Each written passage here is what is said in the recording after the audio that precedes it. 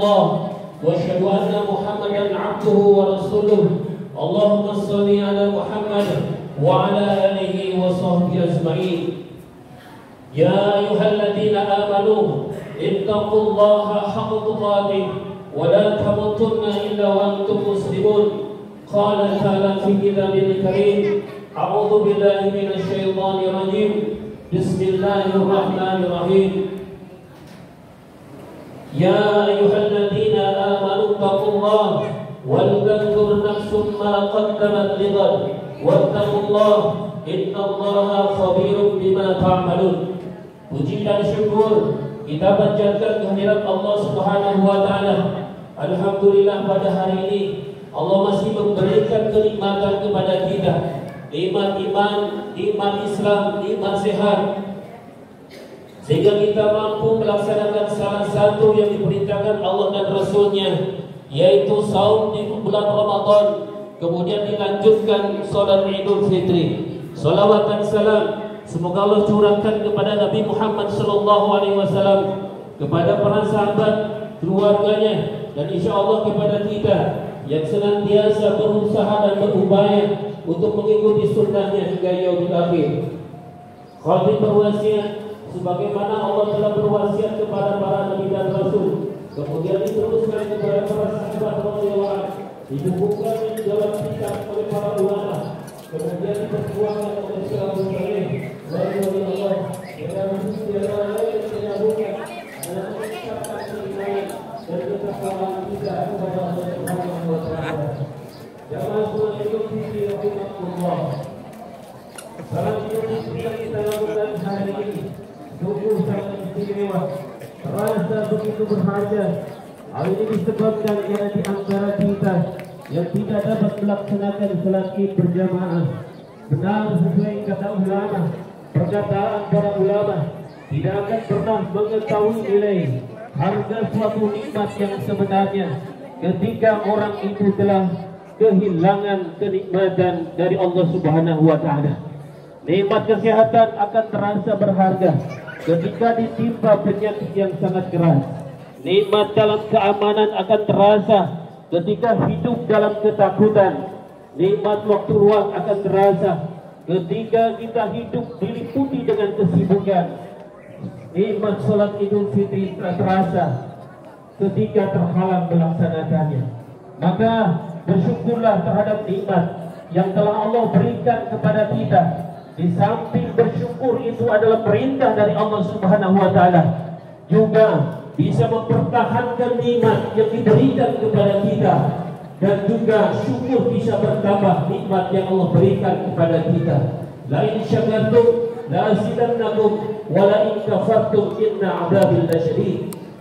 Jika kalian bersyukur, pasti Allah akan tambah nikmat kepadamu, dan jika kamu mengingkari nikmatku, kufur nikmat, maka sesungguhnya azabku sangatlah pedih. Jamaah sholatin rahimakumullah, kenapa kita bertakbir di hari yang mulia ini? Apakah kita bertakbir karena menggunakan pakaian lebaran yang indah? Apakah kita bertakbir karena ada makanan dan minuman yang lezat? Apakah kita bertakbir karena kita berkumpul di tempat ini? Bukan itu, wahai saudaraku. Kita bertakbir di hari yang mulia ini karena Allah berfirman, "Walitukmilul iddah." Hendaklah kamu mencukupkan bilangannya. "Walitukabbirullaha 'ala ma hadakum."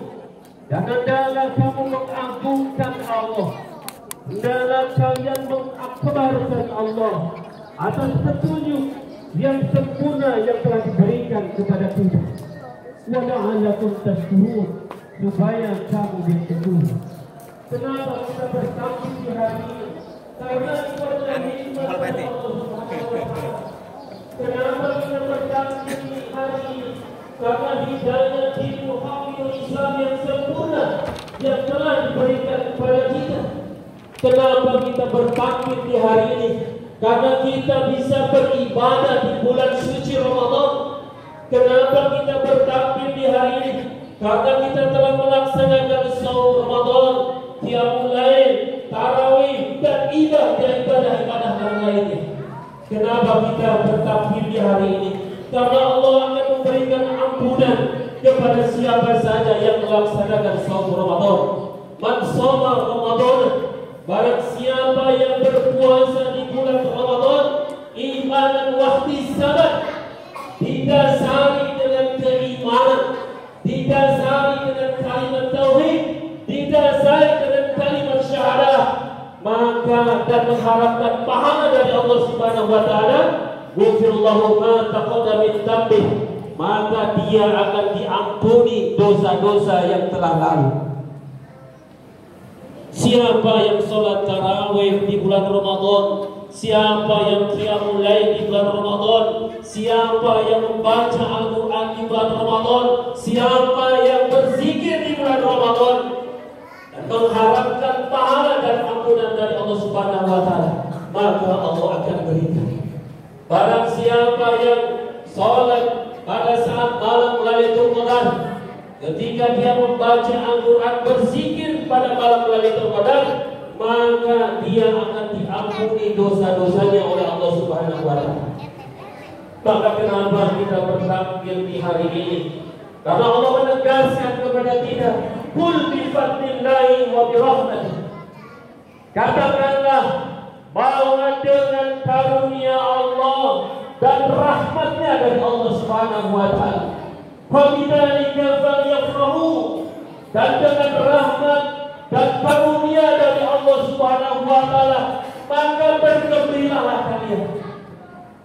Wa khairum mimma yajma'un, karena ia lebih baik dari apa yang kalian kumpulkan. Inilah hakikat Idul Fitri yang sesungguhnya. Bahkan itu Rajab Al-Hambali radhiyallahu anhu, beliau mengatakan, "Laisa a'id liman la bisa al-jadid." Hari raya Idul Fitri bukan bagi orang-orang yang mengenakan baju baru, bukan diberikan kepada orang yang mempunyai mobil baru, bukan diberikan kepada rumah yang baru, tetapi walakinna al-idul liman taqwa yazid. Tetapi Idul Fitri diberikan kepada orang-orang yang bertakwa. Allahu akbar, Allahu akbar, Allahu akbar, walillahil hamd. Jamaah sulamin rahimakumullah, wasiat Allah dan Rasulnya kepada anak-anak yang saleh. Wa wasaina insana biwalidayni ihsan. Kami perintahkan kepada manusia supaya berbuat baik kepada ibu bapa. Bahkan Rasulullah sallallahu alaihi wasallam menegaskan, ridhollahi fi ridho walidain. Ridho Allah itu ada pada ridho kedua orang tuanya. Wasakhatullah fi sakhatil walidain. Dan kemurkaan Allah ada kemurkaan pada ibu bapa. Hari ini adalah hari yang bahagia, hari yang bergembira, hari yang penuh dengan sukacita.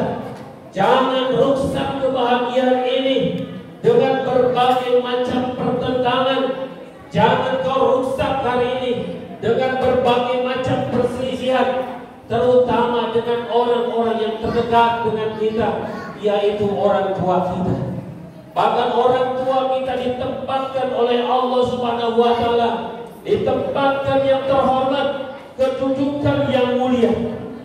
Maka jika ada di antara kita yang berselisih dengan ibunya, maka pulanglah, buang segala ego yang ada di dalam diri kita, paksakan hati kita, paksakan lisan kita untuk mengucapkan kalimat maaf, untuk mengucapkan kalimat atas segala kesalahan dan kekhilafan kita. Paksakan kita untuk mengingat bahwa ibu kita itu dahulu yang dengan sukarela membiarkan diri kita di dalam perutnya selama 9 bulan. Paksakan diri kita untuk ingat bahwa ibu kita itu yang muntah-muntah, lelah, letih, membawa kita kemana saja. Bahkan ketika beliau melahirkan kita, kemudian diberikan 2 alternatif. diberikan pilihan antara hidup dan mati, sudah pasti ibu kita akan memilih kematian. Yang penting anaknya bisa hidup. Bahkan ibu kita tidak pernah jijik sedikit pun membersihkan kotoran kita ketika kita sedang kecil. Maka pulanglah, buang segala ego yang ada di dalam diri kita. Kemudian kita datang kepadanya, mencium tangannya, kemudian akui segala kesalahan dosa yang telah kita lakukan. Dan jika hari ini, hari yang berbahagia ini, ada yang berselisih dengan ayah kita, maka pulanglah, buang segala ego yang ada di dalam diri kita, pegang dan cium tangannya, kemudian ucapkan kalimat maaf kepada beliau. Paksakan diri kita ingat bahwa ayah kita itu adalah laki-laki yang pertama yang tersenyum setelah ibu kita. Paksakan diri kita mengingat bahwa ayah kita itu adalah punggung ketika kita masih kecil. Paksakan diri kita bahwa ayah kita itu adalah orang laki-laki yang memeras keringatnya guna kebahagiaan kita. Paksakan diri kita untuk ingat bahwa dialah laki-laki yang bertahan untuk lapar agar anak-anaknya bisa sukses di kemudian hari. Maka pulanglah, datangi mereka, hilangkan segala ego yang ada di dalam diri kita, minta maaf kepada Allahu Akbar, Allahu Akbar, Allahu Akbar, walillahillah. Wasiat Rasulullah sallallahu alaihi wasallam kepada para suami, khairukum khairukum li ahli wa ana khairukum li ahli. Sebaik-baiknya kalian adalah yang terbaik terhadap sikapnya kepada keluarga, dan aku adalah yang terbaik di antara kalian terhadap keluarga. Baik tidaknya kita dilihat di dalam Islam melalui hubungan antara Anda dengan istri Anda. Jangan perlakukan istri Anda seperti budak. Jangan pukul istri Anda seperti majikan dengan budak. Sebaik-baik kalian adalah yang terbaik melayani istrinya, maka aku yang terbaik melayani istri-istri. Paksakan diri kita untuk membimbing dan menyelamatkan istri kita. Paksakan diri kita untuk mengingat ketika kita mengambil pertanggungjawaban dari ayah istri kita untuk membimbing, untuk mengarahkan, untuk menyelamatkan di dunia dan akhirat. Bagaimana kisah Nabi Lut alaihissalam? Kisah Nabi Lut alaihissalam berikan pelajaran kepada kita. Bukannya istri Nabi itu berbuat zina, bukan istri Nabi berbuat mencuri, bukan, tetapi dia telah melakukan kesalahan yang fatal. Dia melakukan pengkhianatan kepada Allah, Rasul dan suami. Maka wahai para suami, maksimalkan kalian untuk mendidik anak, mendidik istri kita dengan cara berikhtiar dan berdoa agar menyelamatkan istri kita dari kegelapan menuju cahaya Islam.